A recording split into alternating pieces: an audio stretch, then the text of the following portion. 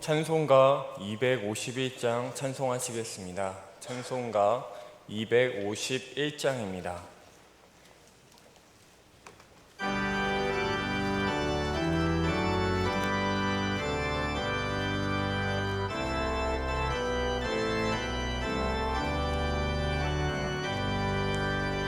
놀랍다 주님의 큰 은혜, 우리의 죄를 속하시려 갈보리 십자가 위에서 어린 양 보혈을 흘렸네. 주의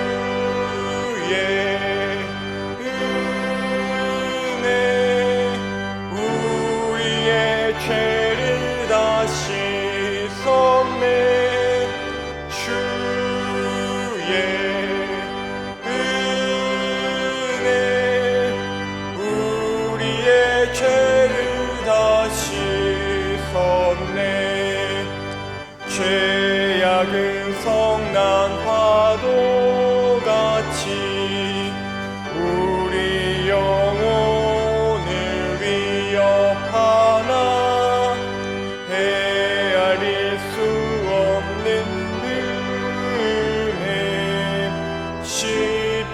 십자가에서 보이셨네. 주의 은혜 우리의 죄를 다 씻었네. 주의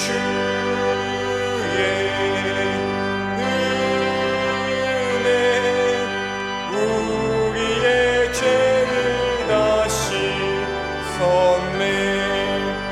죄악에 물든 영혼들을 주께서 피로 씻으시네. 지금도 흐르는 주 피에 눈보다 더이게 씻으라.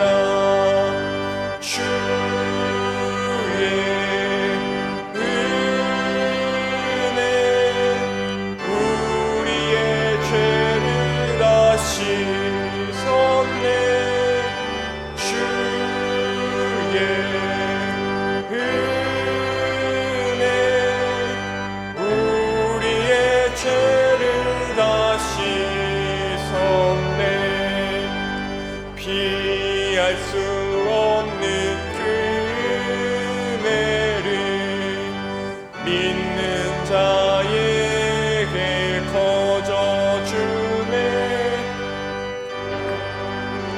주 앞에 나와서 더 지체 말고 곧 받으라.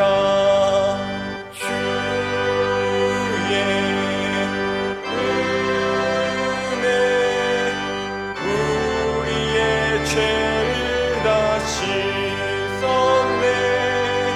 주의 은혜 우리의 죄를 다 씻었네. 찬송가 483장 찬양하시겠습니다. 찬송가 483장입니다.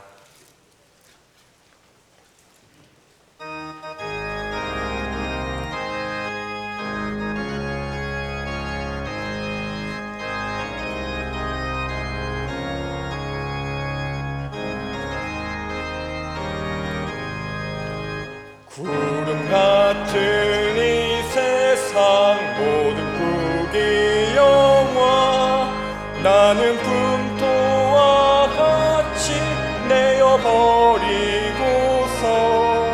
오직 천국의 복을 사모하며 사니 구원받은 내일을 기억하옵소서. 주가 나의 일을 보좌 앞에 놓인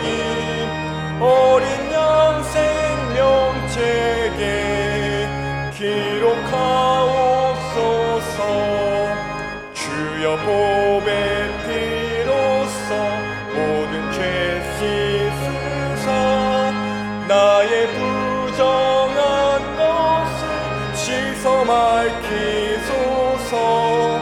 있는 보다 더히게 죄를 씻었으니 구원받은 내 이름 기록하옵소서. 주가 나의 이름 보좌 앞에 놓인 어린 양 생명책에 기록하옵소서. 죄가 하나도 없고 아무 병도 없는 영화롭고도 밝은 천국 올라가서 주와 함께 그곳에 빨리 살겠으니 이런 소망의 삶은 참된 행복이라. 주가 나의 이름 보좌 앞에 놓인 어린 양 생명책에 기록하옵소서. 아멘. 찬송가 342장 찬양하시겠습니다. 찬송가 342장입니다.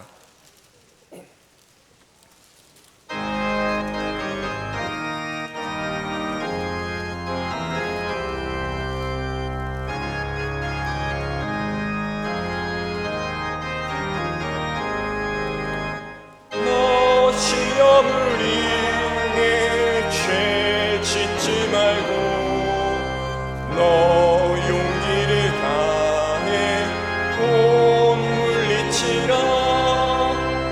너 시험을 이겨 새 힘을 얻고 주 예수를 믿어 늘 승리하라. 우리 구주의 힘과 그의 위로를 빌라. 주님 내 편에 서서 항상 도우시리. 내 친구를 삼가 잘 선택하고 너 언행을 삼가 늘 조심하라. 너 열심을 다해 늘 충성하고 온 정성을 다해 주 봉사하라. 우리 구주의 힘과 그의 위로를 빌라. 주님 내 편에 서서 항상 놓으시리. 잘 이기는 자는 상 받으리니 너 낙심치 말고 늘 전진하라. 내 구세주 예수 힘 주시리니 주 예수를 믿어 늘 승리하라. 우리 구주의 힘과 그의 위로를 빌라. 주님 내 편에 서서 항상 도우시리. 다 같이 자리에서 일어나셔서 첫송 찬양 부르시겠습니다.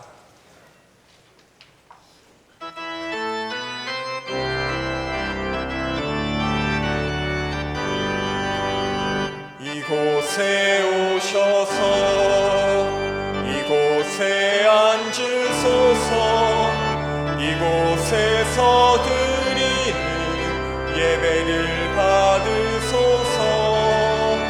주님의 이름이 주님의 이름만이 오직 주의 이름만 이곳에 있어 아침에 나로 하여금 주의 인자한 말씀을 듣게 하소서. 내가 주를 의뢰함이니이다. 내가 다닐 길을 알게 하소서. 내가 내 영혼을 주께 드림이니이다. 살아계신 하나님 감사합니다. 오늘도 새로운 주의 날, 새로운 아침을 맞이하게 하셔서 주의 말씀을 사모하여 살게 하시니 감사를 드립니다. 주의 백성들이 모여 주를 의뢰하오니 주님, 우리에게 가야 할 길을 알게 하여 주시고 그 길에서 인도하여 주시옵소서. 예수님의 이름으로 기도드립니다. 아멘.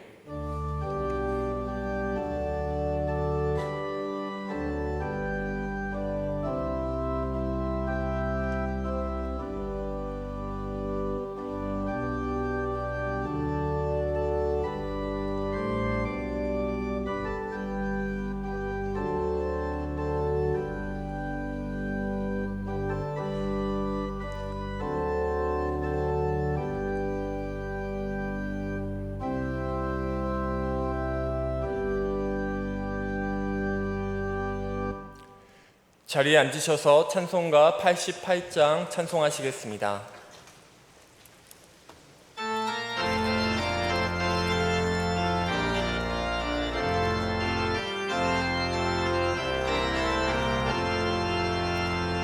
내 진정 사모하는 친구가 되시는 구주 예수님은 아름다워라. 산 밑에 백합하여 빛나는 새벽별 주님 영원할 길 아주 없도다. 내 맘이 아플 적에 그 위로 되시며 나 외로울 때 좋은 친구라. 주는 저 산 밑에 백합 빛나는 새벽별 이 땅 위에 비길 것이 없도다.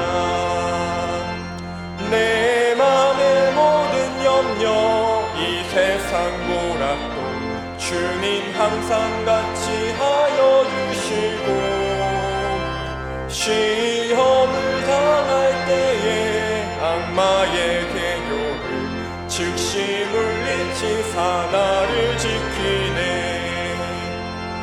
온 세상 날 버려도 주 예수 안 버려 끝까지 나를 돌아보시니.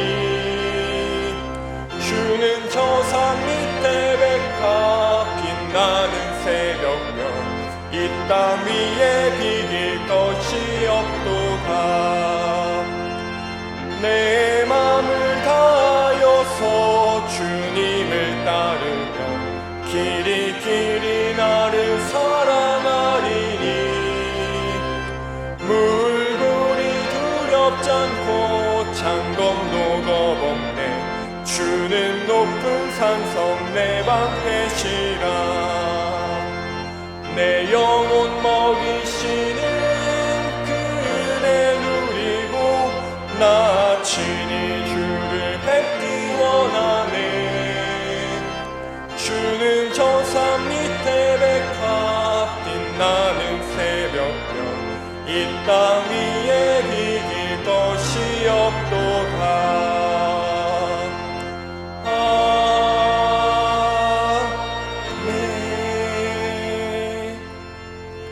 사도신경으로 우리의 신앙을 고백하겠습니다. 나는 전능하신 아버지 하나님 천지의 창조주를 믿습니다. 나는 그의 유일하신 아들 우리 주 예수 그리스도를 믿습니다. 그는 성령으로 잉태되어 동정녀 마리아에게서 나시고 본디오 빌라도에게 고난을 받아 십자가에 못 박혀 죽으시고 장사된 지 사흘 만에 죽은 자 가운데서 다시 살아나셨으며 하늘에 오르시어 전능하신 아버지 하나님 우편에 앉아 계시다가 거기로부터 살아있는 자와 죽은 자를 심판하러 오십니다. 나는 성령을 믿으며 거룩한 공교회와 성도의 교제와 죄를 용서받는 것과 몸의 부활과 영생을 믿습니다. 아멘. 시편 118편 말씀으로 성시교독 하시겠습니다.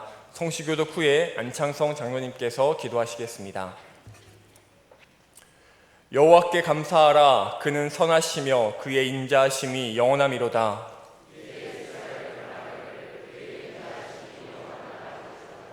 내가 고통 중에 여호와께 부르짖었더니 여호와께서 응답하시고 나를 넓은 곳에 세우셨도다.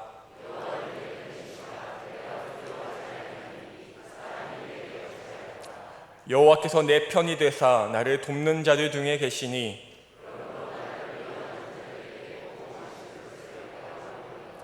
여호와께 피하는 것이 사람을 신뢰하는 것보다 나으며 여호와께 피하는 것이 고관들을 신뢰하는 것보다 낫도다.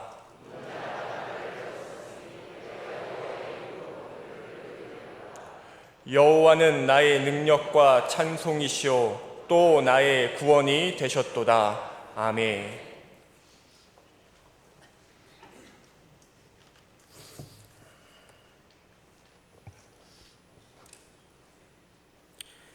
영광 받으시기에 합당하신 하나님, 지난 한 주간도 저희를 보호하여 주시고 성령 안에서 인도하여 주심을 감사드립니다. 우리가 이렇게 하나님께 예배 드릴 수 있는 것이 곧 은총이요 은혜임을 고백합니다. 우리로 하여금 하나님 앞에 온전히 설 수 있도록 도와주시옵소서. 지난 한 주간도 주님이 가르치신 계명을 지키지 못하고 정욕에 물들어 많은 죄를 졌음을 자복하고 회개합니다. 입으로 지은 죄, 행실로 지은 죄 씻어주시고 한 점 흠없는 주님 앞에 온전케 하여 주시기를 원하옵나이다. 우리 하나님 아버지여, 다음 주일부터 교회학교 예배를 순차적으로 재개하려 합니다.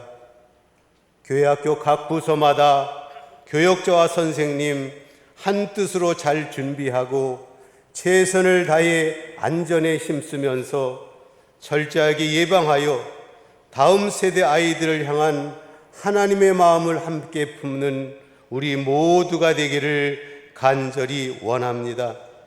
우리는 모이기를 패하는 사람들의 습관을 따르지 않을 것입니다. 하나님은 고난당하는 자를 보호해 주시고 상심한 자를 고치시며 그들의 상처를 싸매시는 분임을 믿습니다. 성도들의 상처 입은 심령과 냉랭해진 마음을 온유하신 주님의 손길로 치유해 주시고 가정마다 흔들어 넘치는 은혜로 충만하게 하옵소서. 하나님, 이 나라 이 민족을 궁휼히 여겨주시고 이제는 하나님께서 세우신 대한민국에 코로나 바이러스를 물리쳐 주시고 코로나 바이러스로 경제적인 어려움이 많은 줄 주님께서 아십니다. 그러하오니 위정자들에게 지혜를 주시옵고 경제인들에게도 지혜를 주시어서 수출이 늘어나고 일자리도 많아지도록 하나님 은혜를 내리어 주시옵소서. 세계 각지에서 선교사로 아보자는 그 선교사 일을 감당하고 있는 우리 선교사님들, 어려움이 많은 줄 주님께서도 아시죠. 그들과도 함께하여 주시옵소서. 우리 하나님 아버지, 하나님 말씀 대언하시는 담임 목사님 건강으로 지켜주시옵고 충성하시는 목회의 아론과 홀과 같은 동역자를 붙여 주시옵소서. 샤론 성가대의 찬양을 기쁘게 받으시옵고 이 모든 말씀을 예수님의 이름으로 간절히 기도드립니다. 아멘.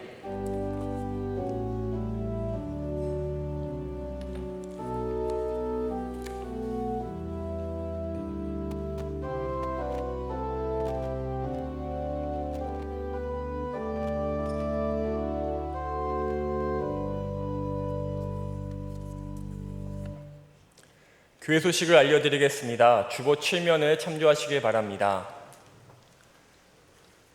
예배 및 교회 소식입니다. 정부 7대 예방수칙을 준수하면서 주일 낮예배, 주일 저녁예배, 수요 오전 예배, 금요 철야 예배, 2부 새벽 예배를 드립니다. 또한 주일 낮예배는 낮 12시부터, 주일 저녁 예배는 오후 10시부터, 수요 오전 예배는 오후 1시부터, 2부 새벽 예배는 오전 8시부터 인터넷 예배 영상이 제공됩니다. 교회 출입 시 마스크를 반드시 착용해야 합니다. 예배 중간에도 마스크를 벗지 마시고 계속 착용해 주시기 바랍니다. 예배실 입장 시 손 소독 후 자필로 예배 참석자 명단을 작성하고 있습니다. 다음 주 주일부터 헌금은 기존대로 예배 중 헌금 시간에 직접 하시거나 온라인으로 하시면 됩니다. 교회학교 예배가 순차적으로 재개됨에 따라 봉사자 외에 안수 집사님, 시무 권사님, 협동 권사님들께서는 주일 3부 예배를 참석해 주시길 부탁드립니다. 교회 식당은 운영하지 않습니다. 예배 후에 바로 귀가해 주시기를 바랍니다. 감기 발열 증상 및 의심 증상자, 면역력이 약한 환우나 노약자 및 영유아, 고위험군, 최근 해외 영향력이 있는 성도님은 인터넷 영상으로 예배 드리시기를 바랍니다. 다음 주 주일부터 교회학교 중등부 예배가 오전 9시에 7층 중등부실에서, 고등부 예배가 오전 10시 30분에 8층 고등부실에서 현장 예배로 재개합니다. 중고등부 이외의 교회학교 예배는 주일 낮예배 영상으로 온 가족이 함께 드립니다. 또한 동시에 교회학교 부서별 예배 영상은 교회 홈페이지와 유튜브 채널을 통해서 보실 수 있습니다. 추후 공지 때까지 예배 시간에만 교회 시설을 부분적으로 개방하고 있습니다. 예배 시간 이외의 교회 시설 출입은 한시적으로 계속 통제합니다. 6월 추천 도서가 나왔습니다. 구입을 원하시는 분들은 2층 행정실에서 할인된 가격으로 구입하실 수 있습니다. 결혼 안내입니다. 홍사창 안수 집사님, 정민아 권사님의 장녀 홍혜선 양의 결혼식이 6월 13일 토요일 오후 4시 30분 이스턴 베니비스 2층에서 있습니다. 교회 출발은 오후 3시 30분입니다. 지난 주간에 상을 당하신 가정들이 있습니다. 김영태 안수 집사님, 임미정 집사님 모친상을 당하셨습니다. 김현옥 권찰님 모친상을 당하셨습니다. 만나시면 위로해 주시기 바랍니다. 찬송가 368장 1절과 5절 찬양하시겠습니다.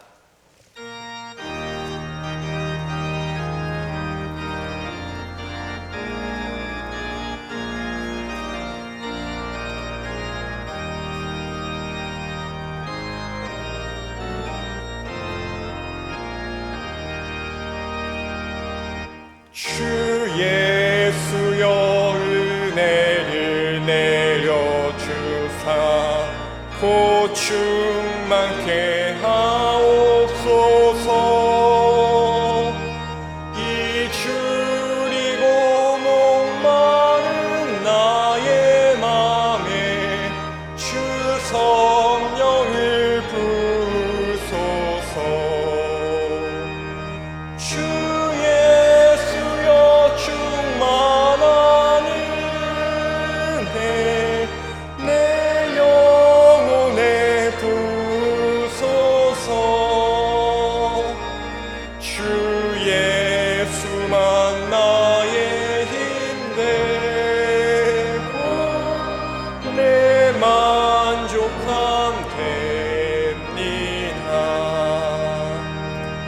내 마음에 임하신 주의 성령 늘 계실 줄 믿습니다.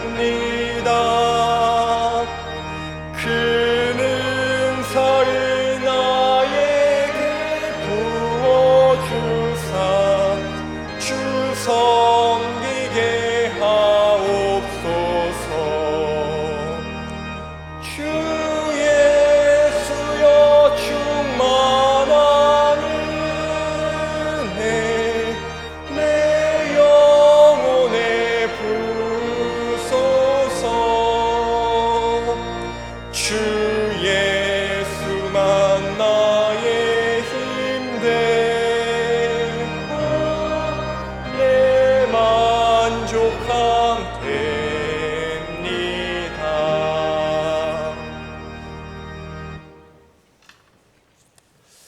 아버지 하나님, 우리 사랑하는 성도들이 또 물질의 주인이 하나님이시고 또 이 어려운 때에도 물질이 아닌 하나님만 의지하겠다는 믿음으로 귀한 예물을 올려드립니다. 기쁨으로 흠양하여 주시옵소서. 그 믿음으로 또 한 주간을 살아갈 때에 우리 하나님 주의 백성들의 모든 삶의 현장을 축복하시고 그 손으로 행하는 모든 일들마다 주님의 전능하신 손을 얹히셔서 저들의 생애 가운데 부족함이 없도록 모든 것 넉넉하게 채워 주시옵소서. 하나님 아버지, 가정도 평안하게 지켜주시고 자녀들 또 우리 청년들 하나님께서 저들의 인생에 앞장서서 행하여 주셔서 결혼의 문과 직장의 문과 태의 문을 열어 주시옵소서. 간절히 또 구하 없는 것은 군에 가 있고 해외 나가 있는 우리의 자녀들, 하나님의 각별하신 돌봄과 사랑 안에서 저들이 거하게 하여 주시고 바이러스가 틈타지 못하도록 눈동자와 같이 지켜 주시옵소서. 하나님 아버지, 입시와 또 진로로 인해서 여전히 주의 인도하심을 구하는 우리 사랑하는 자녀들과 그리고 또 청년들이 있사오니 전능하신 하나님, 지치지 않도록 새 힘을 날마다 부어주시고 저들의 인생이 하나님의 손안에 있음을 믿고 주어진 현재의 일을 최선을 다해서 감당하게 하시되 하나님이 저들의 인생을 인도하실 것이라는 분명한 소망으로 충만케 하여 주시옵소서. 우리 환우들 위해서 기도합니다. 아버지, 불쌍히 여겨주십시오. 하나님의 이름은 여호와 라파, 곧 치료하시는 하나님이라고 하셨사오니 의인은 그 여호와의 이름을 향해 망대로 삼아 달려간다고 하셨사오니 전능하신 하나님, 그 이름 붙들고 기도하옵나니 우리 모든 마음의 질병과 육체의 아픔을 가진 우리 환우들 이 시간 찾아가 주시고 만져주시고 그 십자가의 능력으로 회복시켜 주시고 치료하여 주시옵소서. 강단의 꽃꽂이와 성묘 이 모양 저 모양으로 섬기는 귀한 하나님의 백성들이 있습니다. 저들의 헌신과 수고가 우리 교회와 또 이 지역사회 가운데 하나님 나라를 이루는 밑거름이 되는 줄 믿습니다. 저들의 심령 속에 그것에 대한 자부심이 넘치게 하시고 성령의 충만함과 육체의 강건함으로 함께하여 주시옵소서. 가정과 일터에도 우리 하나님께서 하나님 사이즈만큼의 큰 복으로 응답해 주실 줄 믿습니다. 감사드리며 예수님 이름으로 기도합니다. 아멘. 네, 오늘 우리 중국에서 사역하고 계신 우리 정종근 선교사님 예배에 참여해 주셨는데요. 우리 정종근 선교사님 어디 계십니까? 저기 계시네요. 우리 박수로 환영하겠습니다. 네.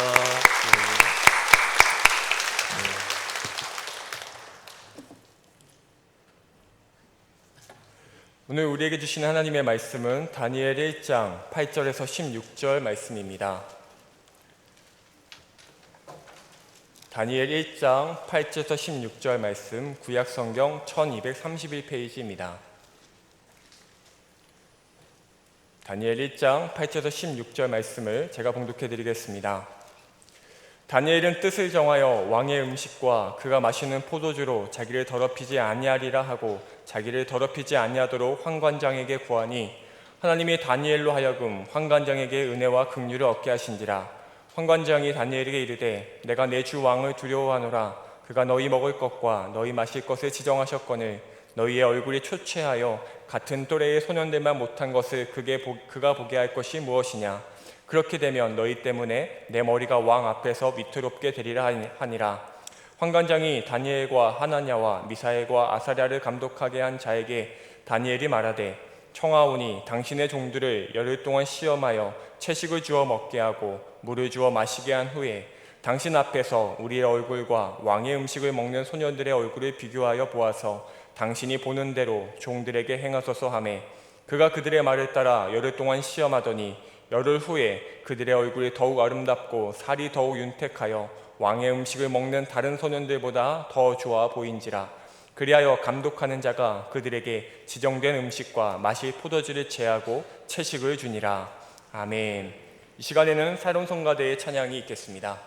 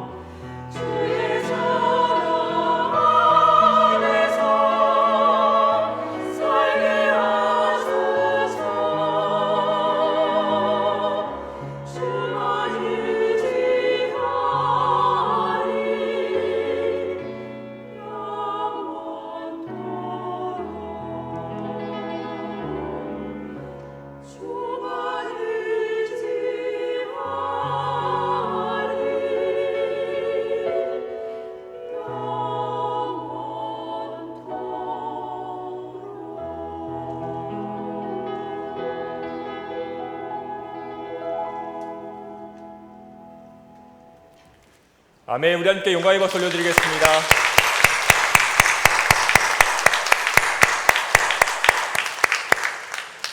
담임 목사님께서 말씀 전하시겠습니다. 샤론 성가대 은혜로운 찬양 고맙습니다. 찬양의 가사대로 영원토록 주님만 의지하는 그런 은혜가 여러분의 세계 가운데 있기를 주의 이름으로 축원합니다. 저희가 이 코로나 사태 이후에 사실 헌금 이야기를 거의 안 했습니다. 제가 딱 한 번 드렸는데요. 그것도 우리 성도님들께서 좀 계좌번호를 좀 안내해 달라는 요청이 많으셔서 계좌를 번호를 인터넷에 저희가 올렸다라는 그런 의도로 제가 한 번 이야기를 드렸습니다. 그런데 지난주에 저희 그 재정을 담당하시는 국장 장로님께 얘기 듣기로 작년과 요맘때 그 헌금 그 액수가 거의 비슷하다는 얘기를 제가 들었습니다.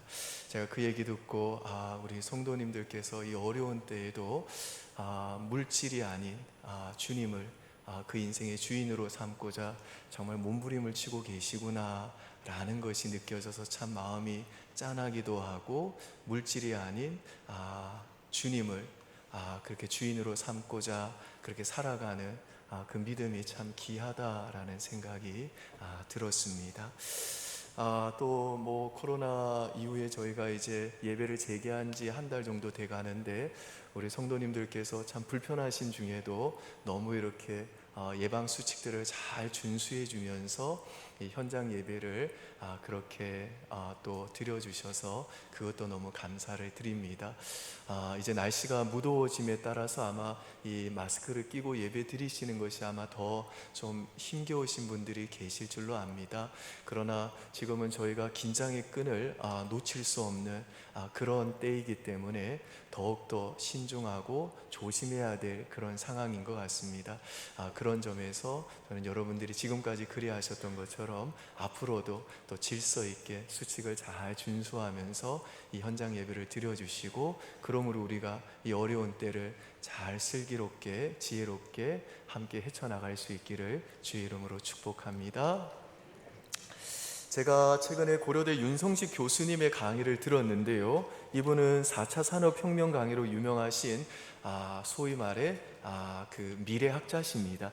그런데 이분이 강의 도중에 참 재밌는 이야기를 하셨어요. 그게 뭐냐면, 이분이 45년 동안 이 3,000명의 무속인을 만난 경험이 있는 무속인 전문가신, 뭐 지금은 돌아가셨습니다마는 경희대학교 서정범 교수님을 언급하시면서, 그 서정범 교수님이 유명하다는 용한 무속인들과 역수인들을 만나보니까 과거는 좀 잘 맞추더라, 그런데 미래는 못 맞추더라고 이야기했다는 겁니다.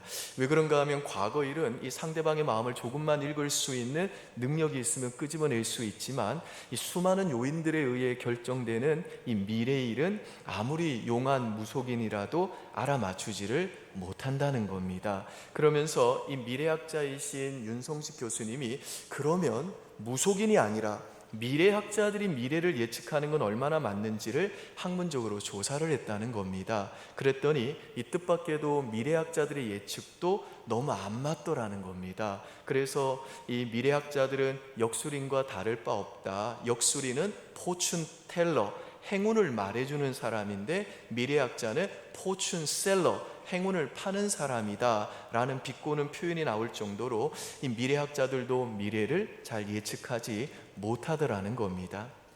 그래서 이 윤성식 교수님이 본인이 이 미래를 예측하는 미래학자이시면서도 뭐라고 이야기하시냐면, 미래는 아무도 예측할 수 없기 때문에 우리는 불안하고 불만족스럽고 불확실할 수밖에 없다. 하지만 선장이 바다를 항해할 때 먼 곳을 바라보기 때문에 멀미하지 않는 것처럼, 우리도 미래를 멀리 내다보면서 이쪽에서 파도가 치면 이렇게 대응하고 저쪽에서 파도가 치면 이렇게 대응하면서 그렇게 우리의 삶의 모순과 갈등을 헤쳐나가는 게 우리들의 인생이다라는 것을 강조하셨습니다. 저는 이 말을 듣고, 이분이 참 이 학식 있는 그런 미래학자시면서 참 겸손한 분이시다 라는 생각이 들었습니다. 이 미국의 AT&T라는 통신회사가 있습니다. 이 회사는 1980년대 미국 통신사업 분야에서 독보적인 위치에 있던 기업입니다. 1980년대에 이 회사는 기업의 그 미래를 위해 최고의 전문가들을 뽑아가지고 그 당시 새로운 사업 분야로 부상하고 있던 휴대전화 사업에 투자를 해야 할지 그 여부를 검토하고 평가해달라고 요청을 했습니다. 그리고 얼마 뒤에 그 전문가들은 다음과 같은 예측을 내놓았습니다. 앞으로 기껏해야 200만 명 정도만 휴대전화를 사용할 것이기 때문에 휴대전화 사업은 투자할 가치가 없다. 그래가지고 이 회사는 그들의 판단에 따라 휴대전화 사업에 투자하지 않기로 결정을 했습니다. 하지만 여러분, 오늘날 현실은 어떻습니까? 세계적으로 60억 명이 넘는 인구가 휴대전화를 사용하고 있습니다. 이는 전 세계 인구의 75%에 달하는 숫자입니다.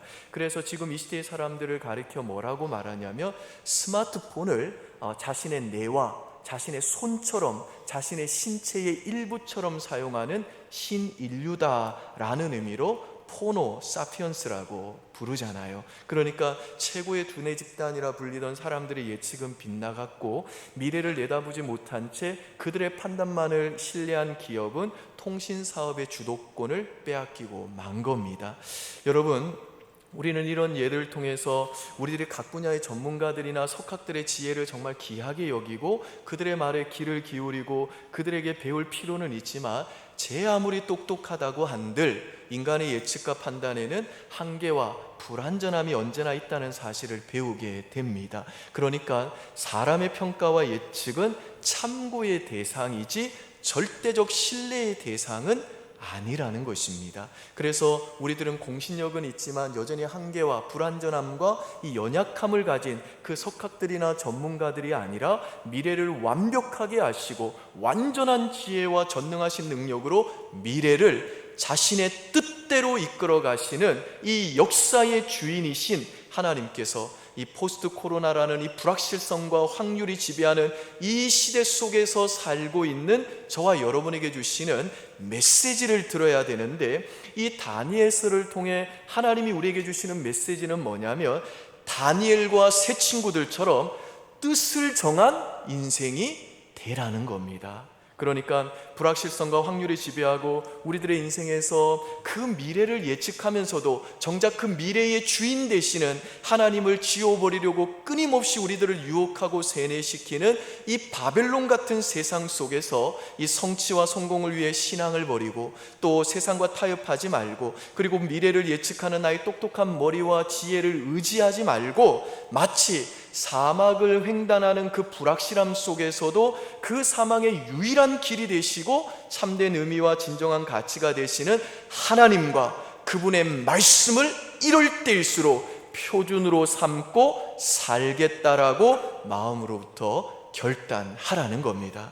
그리고 하나님을 표준으로 삼고자 하는 우리들의 그 욕망을 우리들의 몸과 세포에 날마다 새롭게 형성시켜주고 유지시켜주고 강화시켜 주어서 결국 우리의 인격과 신앙과 성품을 만들어주는 그 경건의 습관이 몸에 배게 하는 인생이 되라는 겁니다.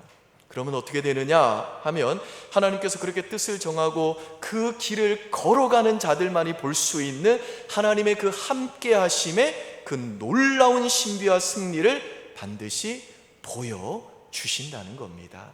아멘이십니까? 아멘. 요즘에 이 코로나가 장기화되면서 이 코로나 블루라는 신조어가 나왔습니다. 이 블루라는 게 우울감, 우울증이라는 뜻이잖아요. 그러니까 이 코로나 블루는 이 코로나 바이러스로 인해서 사람들이 불안과 무기력과 타인에 대한 경계심과 불신의 감정을 느끼는 심리적인 상태를 가리킵니다. 실제로 이 코로나 바이러스 때문에 요즘에 극심한 불안증을 호소하시는 분들도 있고 아예 밖에 못 나오시는 분들도 있고 그리고 하루에 손을 200번이나 씻으시는 분들도 있다고 그럽니다. 그래서 여러분들 현장에서 여러분들이 예배를 드리시는 것과 마찬가지로 또 온라인으로 가정에서 예배 드리시는 분들도 우리가 충분히 그 심리적인 상태를 인정하고 존중히 여기는 자세가 우리에게 필요할 듯 싶습니다. 이 당신이 옳다라는 책을 쓴 정신과 의사인 정혜신 박사님은요, 최근에 한 라디오 방송에 나와가지고 나는 이 코로나로 인한 사람들의 불안과 우울이나 무기력을 트라우마 상황이라고 본다라고 이야기했습니다. 이 트라우마는 이 전쟁터에 나갔다가 사람이 죽고 죽이는 현장에서 나만 살아 돌아왔다거나, 혹은 옆에 늘 두고 있던 사랑하는 아이를 잃는 사건을 겪을 때, 혹은 재난이나 참사나 큰 교통사고 등을 당해서 죽음이 내 안으로 훅 들어오는 이 치명적인 경험을 했을 때 생기는 외상 혹은 상처를 말합니다. 그러니까 이 트라우마의 핵심은 죽음, 각인이라는 겁니다. 그런데 이 코로나는 내 주변의 일상에서 사망자들이 나오기도 하고, 내가 죽음의 위협을 겪기도 하고, 또 긴급 알림 문자를 통해서 우리 동네에 확진자가 있다고 하더라 라는 식으로 죽음이 내 안으로 훅 들어오는 경험이라는 거죠. 그래서 지금 우리들은 저 멀리에 있는 전쟁터가 아니라 내 일상과 내 옆에서 일어나는 트라우마에 준하는 내상을 우리가 입고 있는 상황이다 라고 이야기합니다. 참 공감이 되는 말이죠. 여러분, 그렇다면 우리는 코로나 블루와 같은 이 트라우마를 어떻게 극복할 수가 있을까요? 혹은 우리가 인생을 살면서 경험하는 이 작고 이렇게 큰 여러 가지 트라우마에 준하는 이 상처를 이길 힘은 어디로부터 오는 걸까요? 이 시간에 저는 이 다니엘과 세 친구를 통해서 이 질문에 대한 답을 여러분과 함께 찾아보려고 합니다. 미움받을 용기라는 책이 있습니다. 이 책의 내용이 뭐냐면, 일본의 철학자인 기시미 이치로와 이 작가인 고기 후미타케가 이 오스트리아의 정신과 의사였던 알프레트 아들러의 심리학을 이해하기 쉽게 풀어 쓴 책입니다. 이 아들러는요, 약 100년 전 사람인데요, 이 심리학에서는 프로이드, 칼융, 아들러 이 세 사람을 심리학의 3대 거두라고 부릅니다. 물론 이들 중에 우리에게 가장 잘 알려진 사람은 당연히 프로이드겠죠. 그런데 이 아들러는 동시대의 사람이었던 이 프로이드의 심리학에 동의하지 않고 대척점에 서 있던 인물입니다. 이 프로이드의 심리학은요, 한마디로 말해서 원인론입니다. 이 원인론이 뭐냐면, 예컨대 내가 분노가 막 자주 일어나는 사람이거나 굉장히 우울한 사람이라고 한다면, 이 프로이드의 심리학은 어디로 돌아가냐면 어린 시절로 돌아가서 그 원인을 찾습니다. 그러면서 당신은 과거의 엄마로부터 혹은 아빠로부터 이런 상처를 받았기 때문에 지금 이렇게 된 겁니다 라고 이야기를 합니다. 하지만 이 아들러의 심리학은 그건 기만이라는 거예요. 그래서 아들러의 심리학은 결과론입니다. 이 결과론이라는 말은 무슨 말이냐면, 지금 나에게 나타나는 이 분노나 우울의 증상은 과거의 어떤 일 때문에 생긴 게 아니라 지금 내가 그 결과를 선택해서 그렇게 된 거다라는 말입니다. 예를 들면 이런 거죠. 요즘에 코로나 때문에 우리 엄마들이 자녀들과 함께 있는 시간이 많아지면서 화를 내는 경우가 참 많잖아요. 그러다 보니까 내 인격이 이거밖에 안 되나 싶어가지고 우리 엄마들이 많이 좌절을 하고 있는데요. 그런데 이 화가 나면 소리를 막 지르는 엄마들이 있어요. 특히 자녀가 중2다 그러면 인간이 아니잖아요. 외계인이잖아요.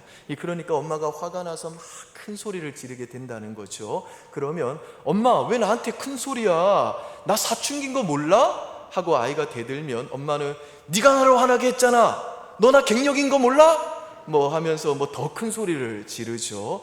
그러면 이런 경우 아들러의 심리학에서는 뭐라고 이야기하냐면, 그 엄마는 과거에 받은 어떤 상처 때문에 소리를 지르는 게 아니라 소리를 지르기 위해서 지금 화를 내고 있는 거다라고 이야기하는 겁니다. 그러니까 그 엄마는 그렇게 소리를 지름으로써, 소리를 지르는 것을 선택함으로써 얻으려는 목적이 있다는 겁니다. 예컨대 아이가 공부를 하게 만든다든지 게임을 못하게 만든다는 그 목적을 이루기 위해서 그 엄마는 지금 큰 소리를 지르는 것이고, 그렇게 큰 소리를 지르기 위해서 화를 내는 걸 본인이 선택을 한다는 겁니다. 그래서 과거에 받은 상처 때문에 어쩔 수 없이 화를 내거나 우울해하는 것이다 라고 말하는 이 프로이드의 심리학과는 다르게 아들러의 심리학은 당신이 지금 화를 내거나 당신이 지금 우울한 이유는 당신이 화를 내기로 선택했고 당신이 우울하기로 선택했기 때문이다 라고 이야기하는 겁니다. 상당히 설득력이 있죠. 예를 들면 집사님과 권사님 부부가 서로 싸움을 하는데 이 아내 되시는 권사님이 막 남편한테 소리를 질러요. 화를 내요. 그러면 남편이 아니 좀 차분히 좀 얘기 좀 해봐. 왜 그렇게 화를 내고 큰 소리를 치고 난리야? 그러면 아내는 내가 지금 차분하게 이야기하게 생겼어? 당신이 지금 나를 이렇게 화나게 만드는데 내가 어떻게 화를 안 낼 수 있겠어? 응? 막 이렇게 화를 내고 싸운단 말이죠. 꼭 저희 집 이야기를 하는 것 같아서 제가 좀 화끈한데, 그러면 결국 남편도 이제 막 소리를 지르면서 3차 대전이 벌어지는 거죠. 그런데 그렇게 이 권사님이 막 소리를 지르다가 갑자기 그 권사님한테 전화가 왔어요. 목사님 전화예요. 그러면 갑자기 여보세요? 하면서 목소리가 급 바뀌어요. 그러니까 남편이 나를 화나게 해서 내가 지금 멈출 수가 없거나 내가 지금 화내는 건 어쩔 수 없는 게 아니라 내가 분노를 충분히 조절할 수 있는데 분노하기로 선택을 한 것이고 내가 우울하기로 선택했다는 겁니다. 이게 바로 아들러의 심리학입니다. 한 가지 예를 더 들어보면 나는 학창시절에 공부를 안 했기 때문에 그래서 취업이 안 되는 것이다 라고 한다면 이건 프로이드식의 인과론인데, 이렇게 되면 사실 지금 우리가 할 수 있는 게 별로 없어요. 왜냐하면 문제의 원인은 과거에 있기 때문에 우리가 다시 과거로 돌아가서 그것을 고칠 수는 없잖아요.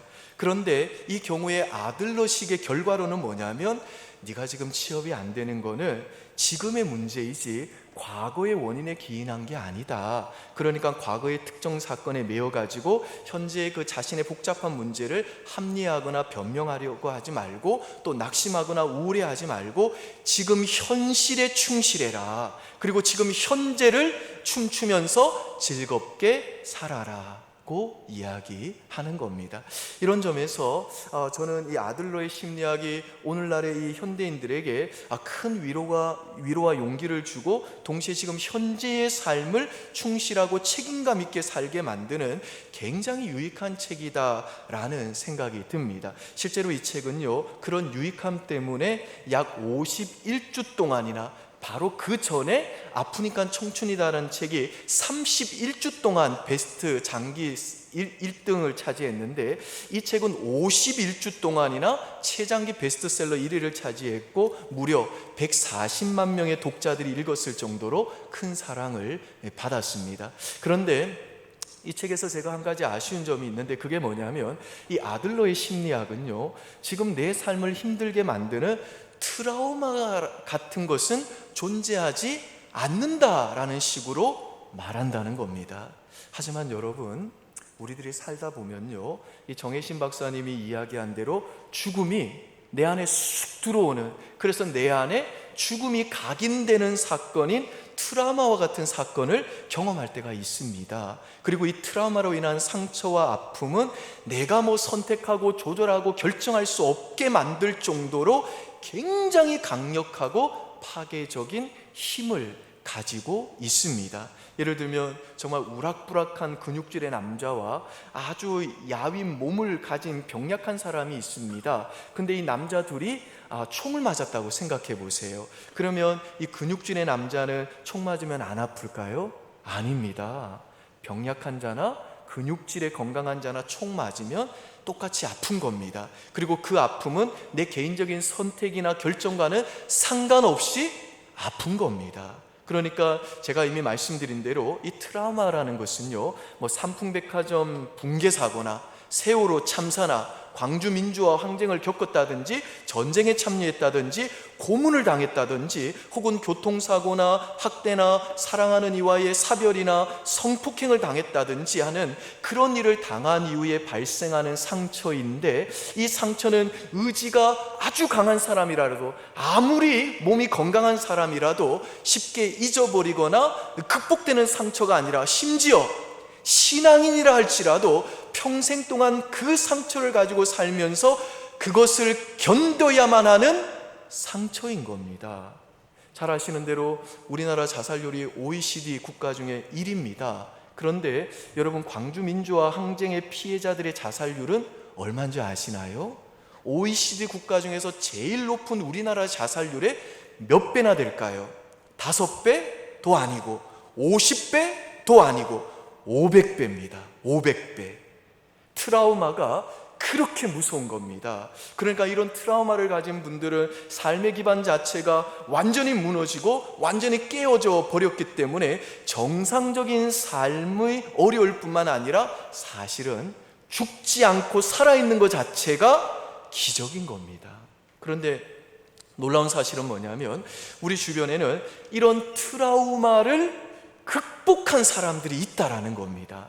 예컨대 하나님 앞에서 울다라는 책을 쓰신 제럴드 시처라는 목사님은요, 결혼 후 몇 년이 지났는데도 아이가 없었습니다. 그래서 아이를 달라고 기도했는데 하나님이 응답을 주셔가지고 감사하게도 4명이나 아이를 낳았어요. 모두가 부러워하는 가정이었는데 어느 날 음주운전자가 중앙 분리대를 넘어서 목사님이 운전하는 차를 들이받습니다. 그래서 온 가족이 타고 있던 그 차가 전복되는 사고를 당하게 되는데 제럴드 시처 목사님의 부인과 넷째 딸이 그 자리에서 죽습니다. 그리고 목사님과 나머지 3자녀는 큰 상처를 입고 이제 살아남게 되는 거죠. 너무나도 큰 이 트라우마로 인해서 이분이 너무너무 고통스러웠습니다. 아무리 목사지만, 아무리 신실했던 사람이지만, 아무리 영성이 탁월했던 사람이지만 자기 눈앞에서 자기 아내가 죽고 가장 사랑했던 넷째 딸이 죽어가는 모습을 본 이후에 이분 안에 정말 하나님은 살아계신 게 맞는가?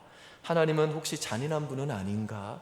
하나님은 정말 내가 행복하게 원치 않는 분은 아닐까? 도대체 어떻게 나에게 이런 어려움과 고통이 있을 수 있는가? 하는 질문이 끊임없이 있는 겁니다. 근데 이분이 어떻게 그 위기를 이겨왔는지에 대한 과정을 책으로 썼는데요, 이분의 결론은 뭐냐 하면 모르겠다는 거예요.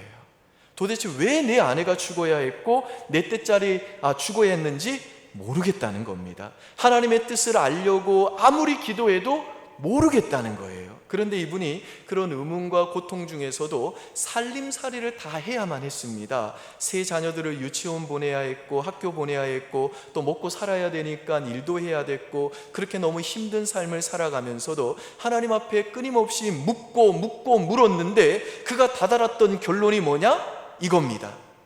잘 모르는 하나님의 뜻을 놓고 갈등하기보다 지금 내게 나타난 하나님의 뜻에 충실한 것이 무엇보다 중요하다. 그러니까 도대체 왜 내게 이런 사고가 났고 대체 왜 내가 이런 변화를 겪어야 됐는지 잘 모르겠다는 거예요. 하지만 한 가지 분명한 것은 뭐냐면 지금 나에게 남겨진 이 새 아이를 하나님의 사람으로 양육해야 하는 것이 하나님의 분명한 뜻이고, 그 3명이 그래도 남아 있어가지고 그 아이들에게 하나님의 말씀을 가르치고 하나님을 경험케 하고 이 아이들을 하나님의 사람으로 양육하는 사명이 자기에게 주어졌다라는 것만큼은 부인할 수가 없더라는 겁니다. 그래서 그는 결론적으로 이렇게 말합니다. 남겨진 아이들을 사랑으로 잘 양육하고 다른 사람을 위해 살고 내 몸을 하나님이 기뻐하시는 거룩한 산제사로 드리는 일에 전념하도록 하자. 그래서 이분은 하나님의 모호한 뜻을 헤아리는데 시간을 낭비하지 않고 이미 명확하게 드러난 하나님의 뜻을 붙들고 행하는데 초점을 맞추기 시작했다는 겁니다. 그러자 놀랍게도 자기가 그 트라우마가 주는 고통에서도 벗어나기 시작했다는 거예요. 물론 완전히 벗어날 수는 없었겠죠. 어떻게 완전히 벗어날 수가 있겠어요? 그러나 그 트라우마가 이분의 삶을 좌지우지 못하게 됐다는 겁니다. 여러분, 우리는 지금 이 다니엘과 세 친구들이 위기 가운데서도 변질되지 않고 그들의 신앙을 지켰다고 하는 이 첫 번째 에피소드를 계속해서 살펴보고 있는데요, 사실 이 다니엘과 이 세 친구들은요, 바벨론 침입으로 전쟁의 참사를 자기 눈으로 직접 확인했고 부모와도 생이별 당했고 말도 안 통하는 낯선 나라로 포로로 잡혀가는 그야말로 엄청난 트라우마를 경험한 10대들입니다.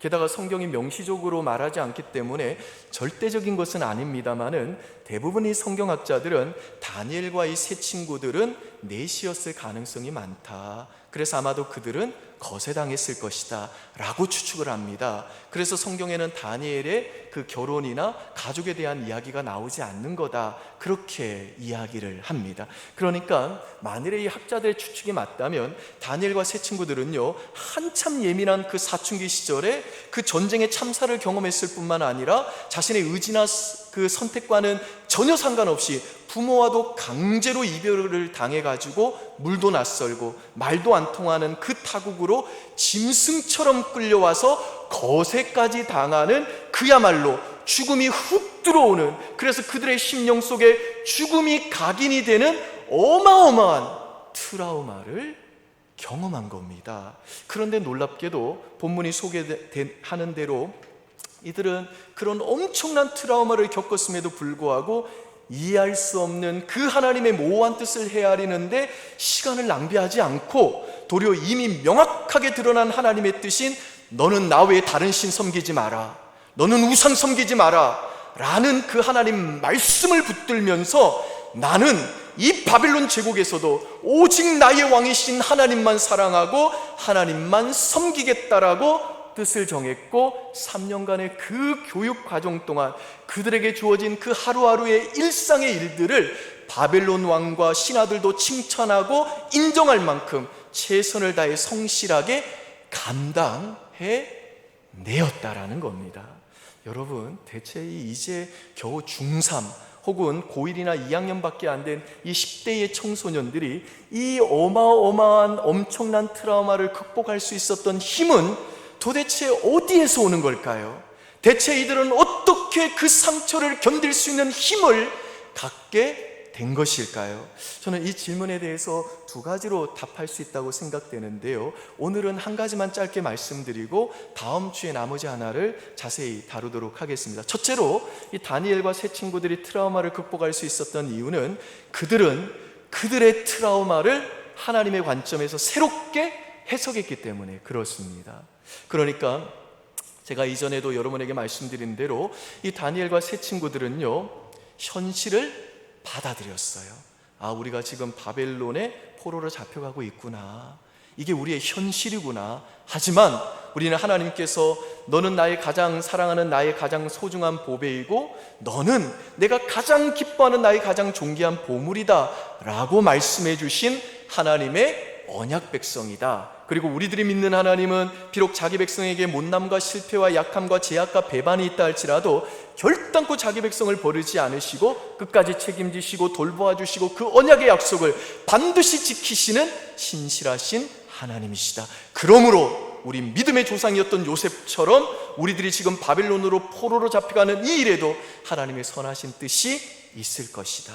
하나님이 하나님의 일을 하실 것이다. 하나님이 우리들을 바벨론으로 먼저 보내사 바벨론 왕이 아니라 하나님이 이 역사의 주인이심을 선포하고 우리들을 통해 우리 민족을 구원하실 새 일을 행하실 것이다 라고 그들의 트라우마를 하나님의 관점에서 새롭게 해석함으로 그 트라우마를 견디고 극복할 수 있는 하늘의 힘을 얻었다라는 것입니다. 믿습니까, 여러분? 아멘. 요즘에 저희가 매주 수요 예배 때마다 마태복음을 공부하고 있는데요, 이 장에 보시면 이 예수님이 태어나자마자 헤롯 왕이 2살 이하의 모든 아기를 다 죽여버리라는 명령을 내립니다. 그래서 요셉에게 천사가 현몽하여 애굽으로 피신하라는 지시를 해서 애굽으로 피신을 하게 됩니다. 그리고 얼마간 시간이 지난 다음에 아기 예수를 죽이려고 했던 헤롯 왕이 죽었다는 소식을 듣고 이 요셉과 마리아가 그 아기 예수님을 데리고 다시 이스라엘로 돌아옵니다. 하지만 헤롯의 아들인 아켈레오가 왕이 됐다는 소식을 듣고는 고향 땅인 베들레헴을 등지고 갈릴리로 갑니다. 그러니까 이들은 갈릴리로 피신할 수밖에 없는 상황이었다는 겁니다. 그런데 마태복음 기자는요, 그 일련의 사건에 대해 뭐라고 기록하냐면 이 모든 것이 구약 성경에 기록된 예언의 성취다라고 말합니다. 즉 아기 예수님이 애굽으로 간 것도 애굽으로부터 메시아가 오게 하신다는 하나님의 예언을 성취하기 위한 것이고, 메시아가 갈릴리 사람이다라는 그 구약의 예언을 성취하기 위해서 그들이 고향을 떠나 그 갈릴리에서 무슨 선한 것이 있겠느냐라고 말할 수밖에 없는 그 척박한 땅이 갈릴리로 가게 됐다는 겁니다. 그러니까 내가 세상에서 성공하고 놀라운 축복을 경험하고 그래서 사람들 앞에서 간증하고 다니는 그런 것을 통해서만 예언이 성취되는 것이 아니고, 애굽으로 피신하고 고향을 떠나 척박한 땅인 갈릴리로 옮겨지는 그 고난으로 인한 그 트라우마와 상처도 하나님의 목적과 뜻이 이루어지는 예언의 성취라는 겁니다.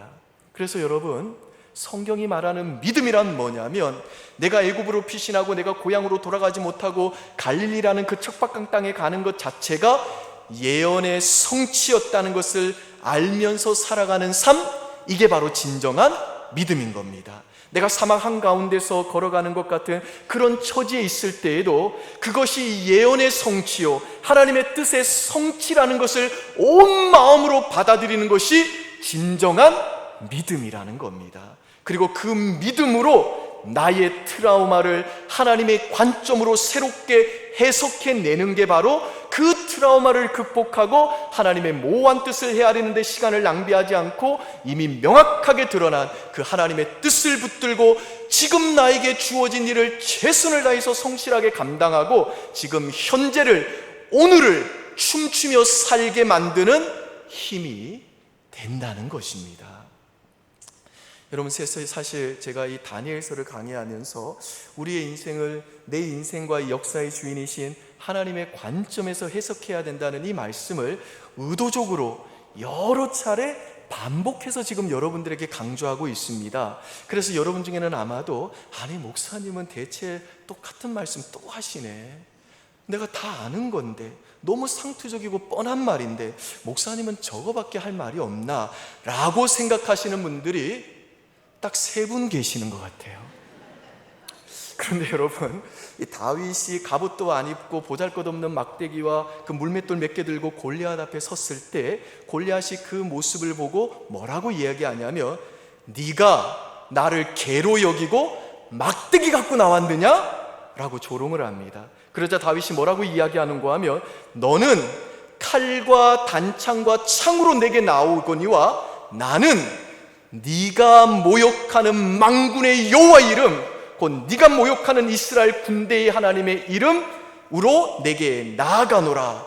오늘 여호와께서 너를 내 손에서 넘기시리라 고 나아갑니다. 그래서 어떻게 됐죠? 난공불락 같은 그 골리앗이 자신이 조롱하고 무시하고 멸시했던 그 하나님의 이름 앞에 무너졌잖아요.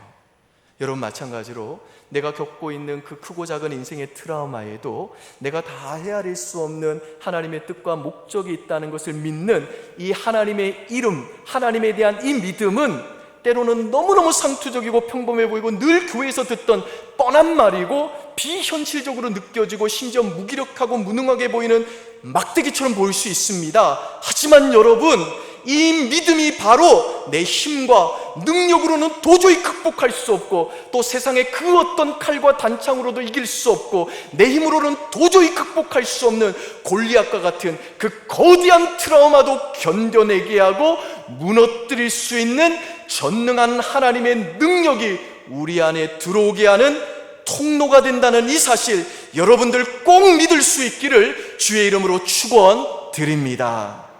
여러분, 신자들인 우리들이 통과하는 이 크고 작은 인생의 트라우마에는요, 의미 없는 트라우마는 하나도 없습니다. 그리고 하나님은 우리를 향해서 언제나 자비로우신 분입니다. 그렇기 때문에 우리들이 설령 그 트라우마로 인한 상처와 아픔 때문에 믿음과 찬양으로 통과하지 못하고 눈물로 보낸 그 시간조차도 우리 하나님은 그분의 능하신 손안에 우리의 인생을 빚어내셔서 하나님의 영광이 찬송이 되게 하시는 선하신 우리의 아버지십니다. 그러므로 사랑하는 우리 성도 여러분, 내가 가지고 있는 트라우마에도 내가 다 헤아릴 수 없는 선하신 하나님의 뜻과 목적이 있음을 굳게 믿으시고, 그 믿음으로 나의 트라우마를 하나님의 관점으로 재해석하심으로 그 트라우마를 견뎌내고 극복할 수 있는 이 하나님의 전능한 힘을 얻으시고 오늘 이 예배당 나갈 수 있기를 바랍니다. 그래서 이번 한 주간도 여러분이 가진 그 트라우마가 무엇이든지 간에 그것에 의해 사로잡히지 마시고, 또 이 코로나 블루 때문에 불안하고 걱정하고 우울하게 살지 마시고, 지금 나에게 주어진 일을 최선을 다해 하나님의 뜻임을 알고 성실하게 감당하시고, 지금 현재를 그래서 춤추며 노래하며 살아가는 그런 은혜가 저와 여러분 모두에게 있기를 우리 주 예수 그리스도의 이름으로 축원드립니다. 기도하겠습니다. 아버지 하나님, 정말 온 세상이 이 코로나 블루로 인해서 우울한 것 같고 불안한 것 같고 죽음의 그런 위협을 당하고 있는 것 같습니다. 뿐만 아니라 중국과 미국의 신냉전 체제와 일본과의 경제 갈증이 가속되고 있는 이때에 우리의 미래는 어떻게 될지, 그리고 또 경제는 어떤 국면으로 진행될지, 우리 모두에게 여러 가지 미래에 대한 불확실함과 이 불확실함으로 인한 불안이 있습니다. 하나님 아버지, 이러한 때에 우리 사랑하는 성도들의 심령 속에 정말 어떤 트라우마와 같은 골리앗도 무너뜨릴 수 있는, 정말 하나님의 관점에서 내 트라우마와 내 인생을 해석할 수 있는 성령의 은혜를 허락하여 주시옵소서. 그래서 우리가 모든 하나님의 뜻은 다 헤아릴 수는 없지만 그 아들의 십자가를 통해 우리에게 대한 그 사랑과 선하심을 확증해 주신 그 하나님이 내 인생을 붙들고 이 역사의 주인이 되셔서 우리 하나님의 백성들을 책임지신다는 이 믿음으로 불안하고 걱정하고 우울하며 사는 것이 아니라 지금 나에게 분명히 나타난 하나님의 뜻을 붙들고 내게 주어진 그 모든 일에 최선을 다해 성실하게 감당하고 오늘 여기를, 지금 현재를 춤추며 즐겁게 노래하며 살아가는 우리 모든 성도들 다 될 수 있도록 주님 은혜 내려 주시옵소서. 감사드리며 예수님 이름으로 기도합니다. 아멘. 우리 다 함께 자리에서 일어나셔서 하나님께 찬송하시겠습니다.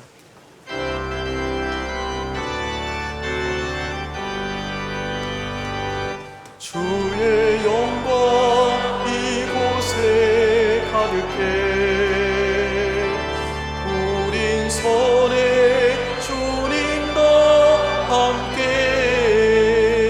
찬양하며 우리는 전진하리 모든 열방 주 볼 때까지. 우리 주 예수 그리스도의 은혜와 하나님의 극진하신 사랑과 성령의 위로교통 충만하심이 나는 다 헤아릴 수 없지만 십자가를 통해 내게 확증하신 그 하나님의 선하심과 나를 향한 사랑을 믿기에 이번 한 주간 동안도 불안하고 걱정하고 우울하며 그렇게 사는 것이 아니라 내 모든 인생을 붙들고 내 과거의 일들까지에도 하나님의 선하신 목적과 뜻이 있음을 굳게 믿고 나에게 주어진 일을 최선을 다해 성실하게 감당하고 지금 현재를 춤추며 즐겁게 노래하며 살기로 결단하고 돌아가는 우리 모든 하나님의 백성들 머리머리 위에, 가정과 일터와 우리의 자녀들과 청년들의 장래 위에 이제로부터 영원 무궁토록 함께 있을지어다. 아멘.